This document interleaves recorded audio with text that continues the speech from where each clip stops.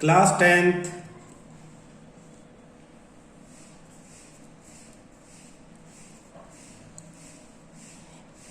Maths chapter 13 exercise 13.3 question 7 A cylindrical bucket 32 centimeter high and with radius of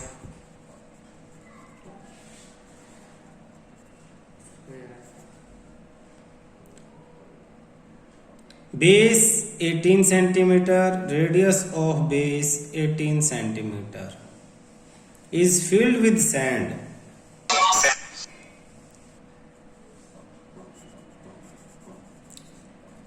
Filled with sand. This bucket is emptied. This bucket is emptied on the ground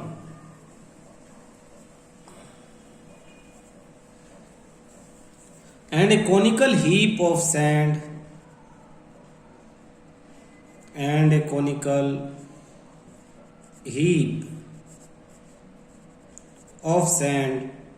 is formed.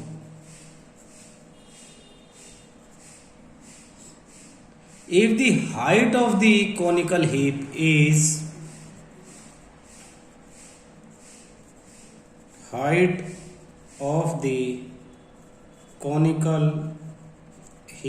is 24 centimeter, find the radius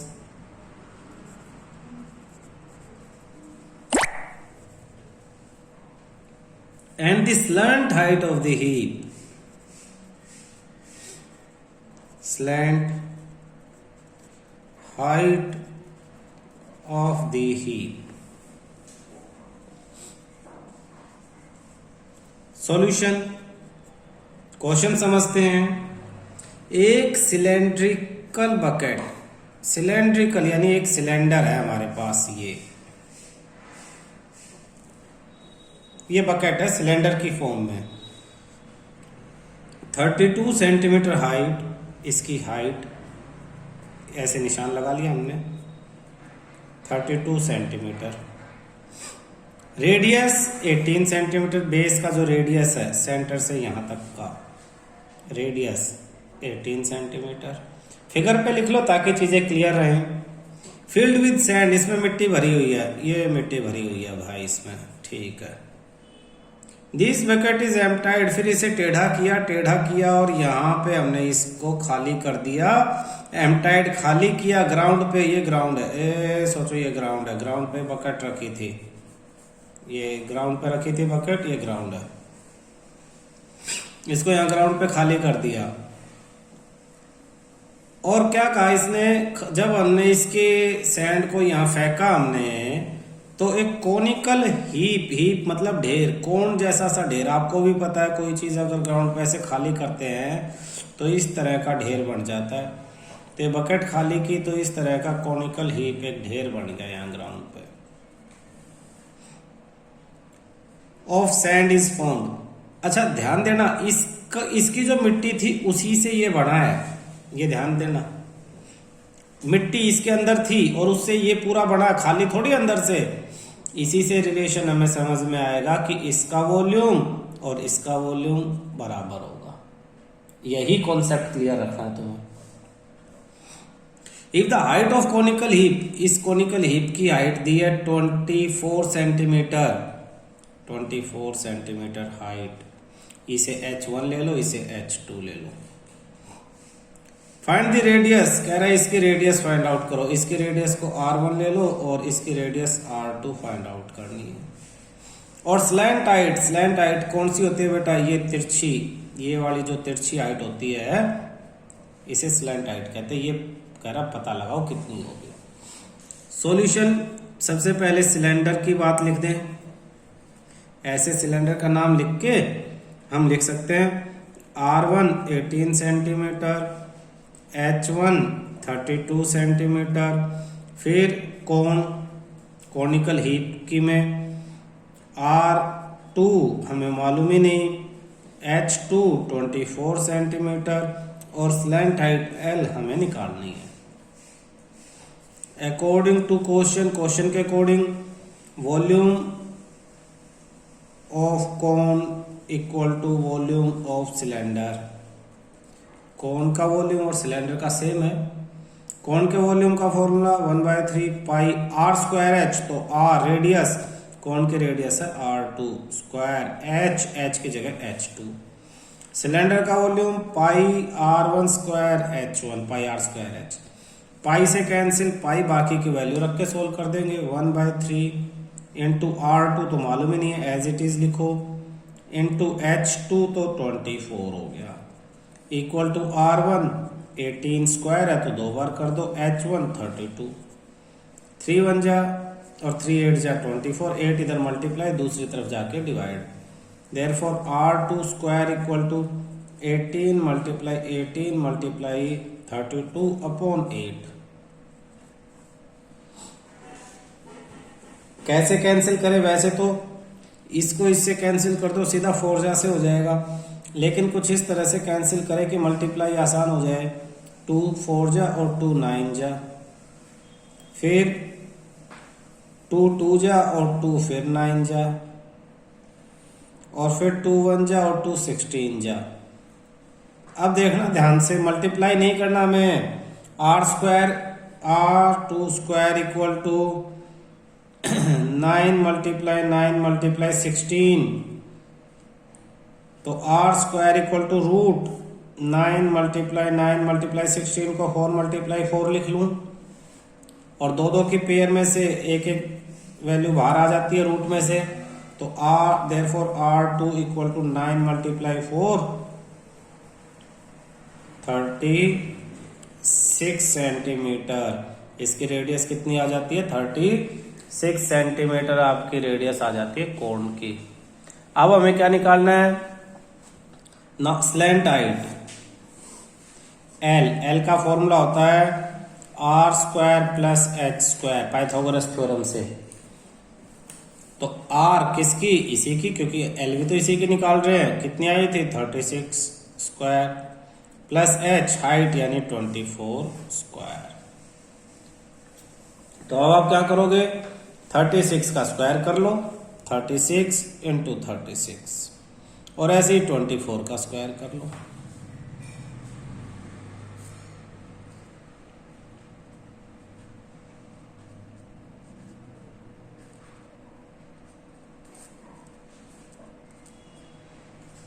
ऐसे ही 24 का square,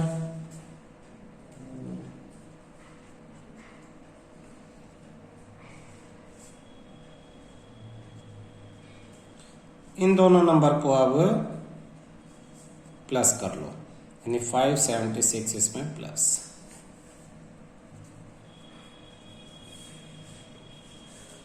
(1772) और 1772 का क्या निकाल ले हम? Long division method से root निकाल ले। 3 3 जा 9, 4 4 जा 16, 4 4 जा 16, 172। दो नंबर इसमें एक साथ उतरते हैं। 8th क्लास में लॉन्ग डिवीजन मेथड सीखा था।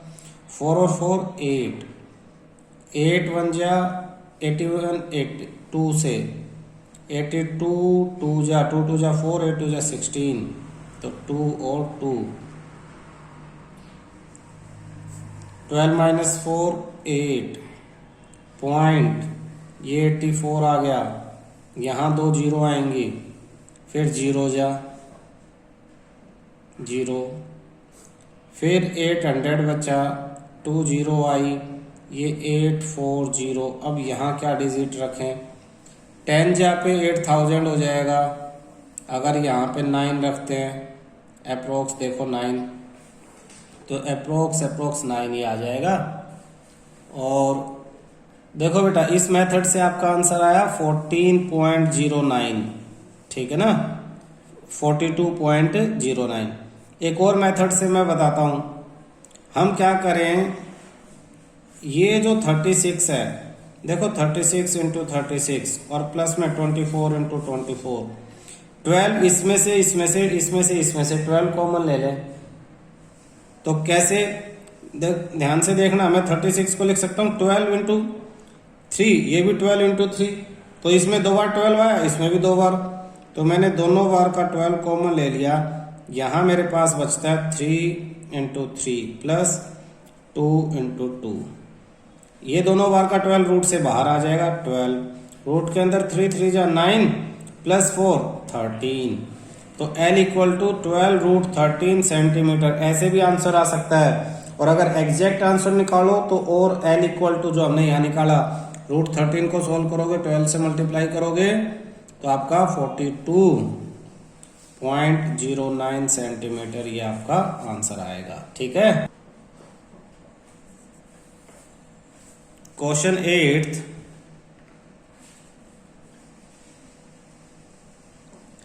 water in a canal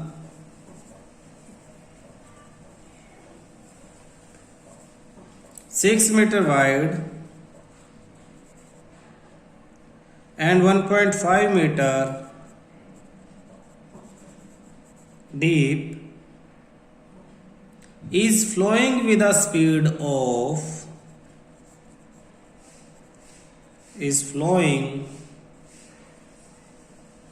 with a speed of 10 km per hour. How much area will it irrigate? How much area will it irrigate in 30 minutes? In 30 minutes, if 8 centimeter of standing water, if 8 centimeter of standing water is needed.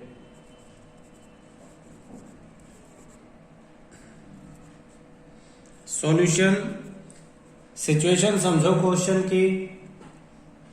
Water in a canal, ये canal ऐसे करके, नहर जिसको हम हिंदी में नहर बोलते हैं, ये बिल्कुल क्यूबॉइड शेप की है, बड़ी लंबी है, दूर तक पीछे बहुत लंबी कैनाल है, बड़ी दूर से आई हुई है, किसी नदी से बन के आई है, क्यूबॉइड शेप में।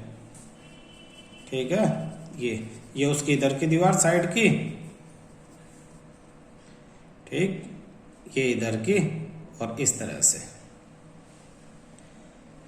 6 मीटर वाइड, ये विड्थ इसकी 6 मीटर है,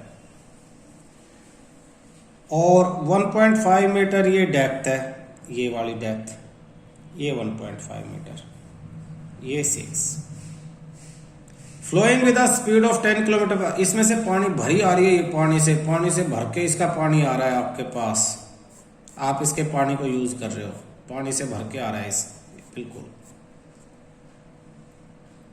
और वाटर की स्पीड कितनी है? वाटर की स्पीड है 10 किलोमीटर पर आवर। इस चीज को समझो, ये तुम्हारे समझने की जरूरत है।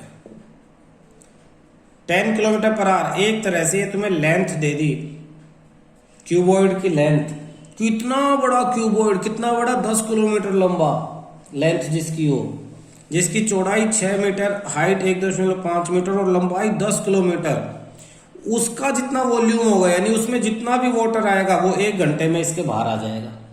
तो आधे घंटे में कितना आएगा? 5 किलोमीटर का। 1 मिनट में कितना आएगा? डिवाइड कर लो, यानी अब आपको पता लग जाएगा कि 1 घंटे में कितना वाटर बाहर आ रहा है। 1 घंटे में कितना वाटर इसमें से आएगा? L into B into H. L लंबाई 10 किलोमीटर लेंगे, ब्रेड्थ 6 और ये 1.5, उतना वॉल्यूम वाटर 1 घंटे में इससे बाहर आएगा। कह रहा है इस वाटर का यूज क्या कर रहे हैं हम, हाउ मच एरिया, हमारे पास ये खेत है, एक खेत, ये वाला खेत, ये हमारा बहुत बड़ा है, हम इसे छोटा सा बना के सोच लेते हैं कि ये इसमें डाल रहे हैं हम। और इसमें कितनी हाइट तक वाटर हमें स्टैंड करना है, 8 सेंटीमीटर की हाइट तक हमें इसमें वाटर को फिल करना है, 8 सेंटीमीटर की हाइट तक वाटर भरना है।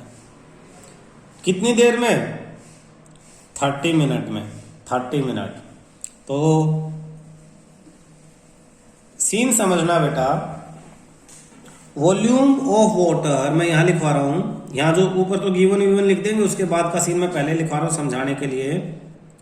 Volume of water flow out from canal in 1 hour divide by 2, 1 घंटे में जितना वॉल्यूम वाटर का आएगा वो डिवाइड बाय 2, डिवाइड बाय 2 यानी 30 मिनट का आ जाएगा। इक्वल टू ये इक्वल टू यहां equal to volume of water in the field,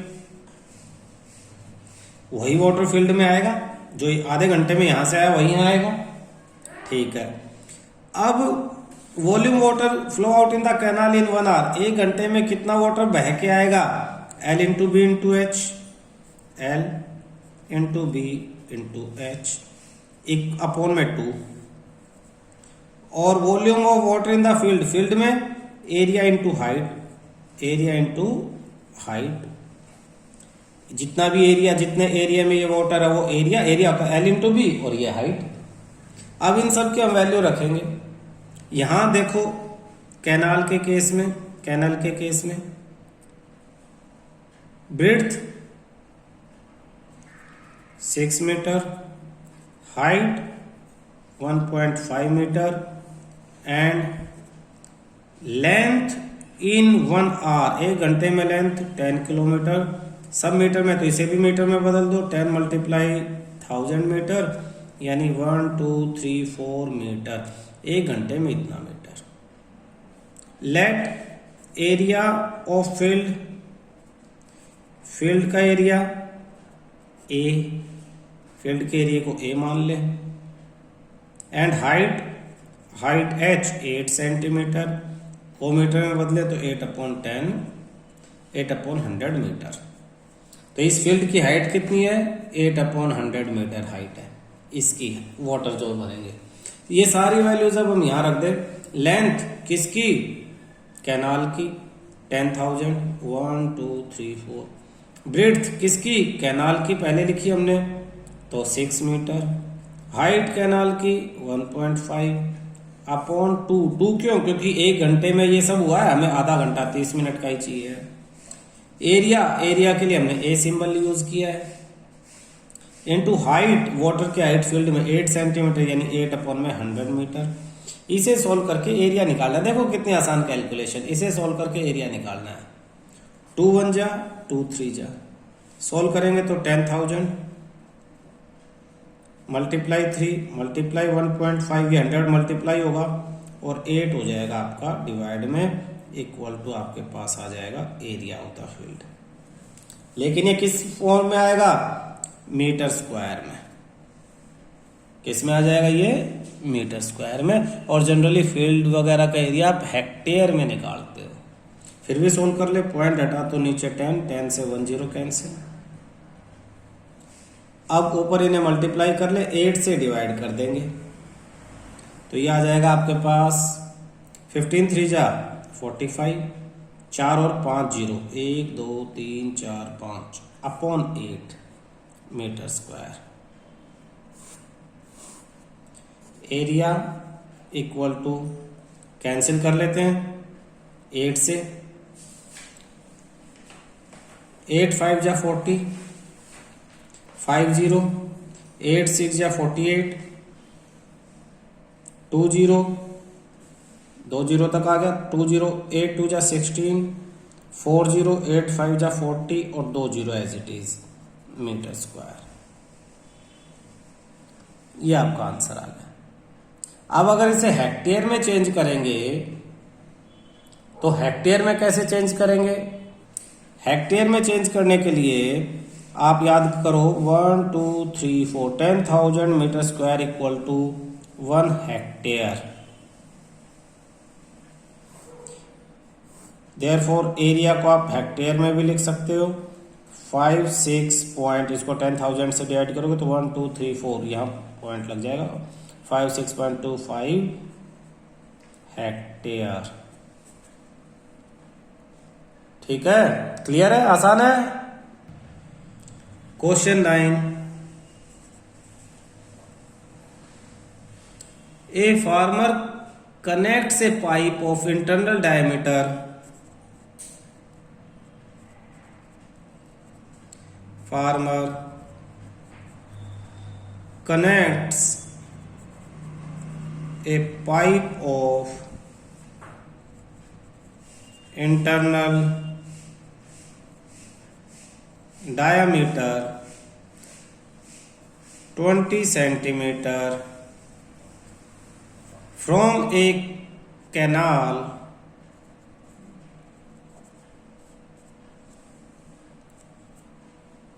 into a cylindrical tank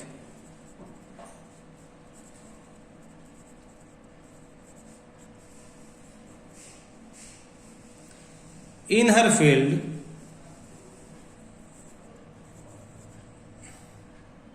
which is 10 meter in diameter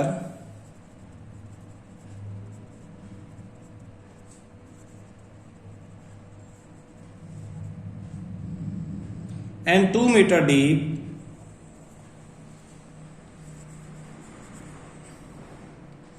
if water flows through the pipe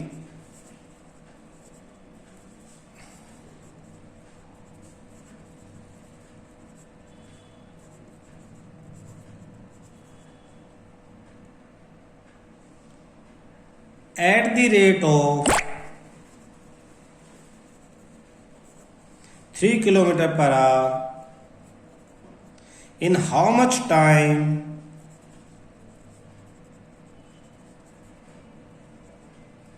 will the tank be filled?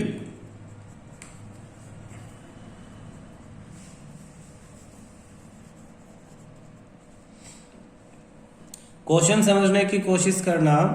Farmer connect A pipe two of internal diameter 20 centimetre from A canal into A cylindrical tank. Farmer के पास एक ऐसा cylindrical tank है, ये इसका जो diameter है, diameter 10 metre diameter है और इसकी जो हाइट है वो 2 मीटर है। फार्मर क्या करता है कि कैनाल से एक पाइप लेके इसमें कनेक्ट कर देता है। ये पाइप है, कैनाल से आया है।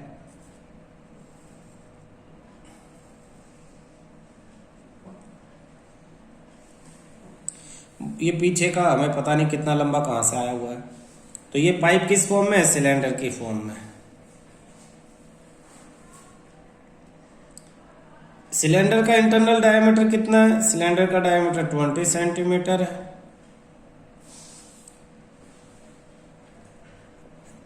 अच्छा, अब ये जो पाइप है, water flows through the pipe, pipe के अंदर वाटर आ रहा है। वो वाटर किस में गिर रहा है? वो तुम्हारे इस टैंक में गिर रहा है वाटर जो आ रहा है। वाटर आने की स्पीड क्या है? 3 kilometre per hour.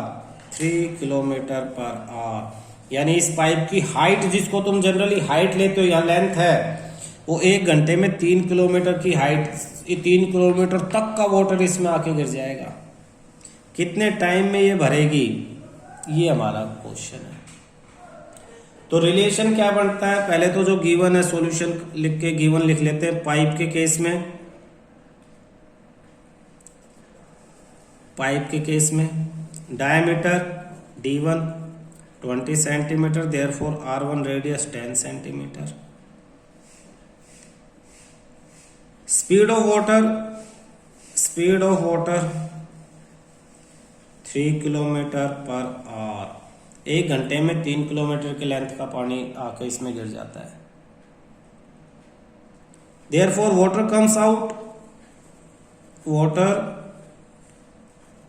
out from pipe in 1 hour। 1 घंटे में कितना पानी भरा जाएगा? पाई आर स्क्वायर एच।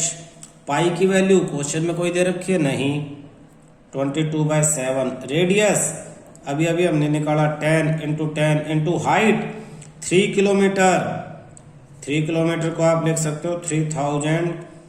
अच्छा, बाकी सब तो सेंटीमीटर में है तो 2 जीरो और लगा दो। पहले किलोमीटर को मीटर में बदलने के लिए 3 जीरो, फिर सेंटीमीटर में बदलने के लिए 2 जीरो हमने और लगा दी। इतना सेंटीमीटर पर आवर, यानी लेंथ हम कितनी ले लेंगे? 3 और साथ में जीरो लगी 5। 1 2 3 4 5। इतना वाटर 1 घंटे में बाहर आ रहा है। Now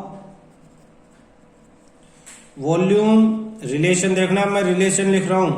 volume of water in the tank equal to volume of water comes out from the pipe in 1 hour multiply number of hours. Meaning समझो, मान लो 1 घंटे में जितना भी पानी बाहर आ रहा है, इस टैंक में कितना पानी है? टैंक में जो टोटल वाटर है वो कितना है? 1 घंटे में जितना बाहर आ रहा है वो मल्टीप्लाई, जैसे 4 घंटे में भरता है, 5 घंटे में भरता है, 6 घंटे में भरता है, तो मल्टीप्लाई नंबर ऑफ आवर्स। भाई 1 घंटे में मान लो 1000 लीटर आया और टैंक हमारा 10,000 लीटर का है, तो 10,000 लीटर बराबर 1000 लीटर मल्टीप्लाई 10। 10 घंटे में भरेगा। 1 घंटे में 1000 लीटर, 2 घंटे में 2000 लीटर, 10 घंटे में 10,000 लीटर। तो ये जो रिलेशन है ना, बहुत बेसिक रिलेशन है। कौन सा? Volume of water in the tank equal to volume of water comes out from the pipe in 1 hour multiply number of hours. और ये निकालना कि 1 घंटे में कितना पानी बाहर आया, ये अभी पीछे हमने कैनाल से सीख लिया। जो वॉल्यूम है उतना ही आएगा, और वॉल्यूम में हाइट कितनी लेंगे? जो स्पीड है वो ले लेंगे हम। स्पीड के साथ आर लिखा हुआ, इसलिए 1 घंटे का पानी है ये। ठीक है, अब सबकी वैल्यू लिख देते हैं। टैंक का formula, volume of water in the tank pi R2। Tank, ये तो ऊपर पाइप का लिखा है हमने, टैंक का और लिख लेते हैं। टैंक के केस में डायमीटर यानी D2 10 metre, therefore R2 10/2 metre यानी 5 मीटर, और 5 मीटर को सेंटीमीटर में तो 500 सेंटीमीटर। और height H2 equal to 2 metre यानी 200 सेंटीमीटर। सबको सेंटीमीटर में कर लो, जीरो ज्यादा हो जाएंगी काट देंगे, अदरवाइज सबको आप मीटर में कर लेते।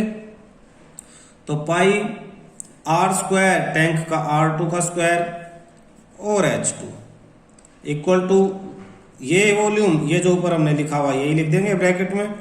22/7 multiply 10 multiply 10 multiply 3 5 zero count करके, और मल्टीप्लाई नंबर ऑफ आवर्स को n ले लेते हैं हम। अब सबकी वैल्यू पाई की जगह 22/7 इंटू R2 की जगह 500 2 बार लिख लो। ज्यादा छोटी वैल्यू सेंटीमीटर ले ली हमने, इसलिए इतना सब हो रहा है।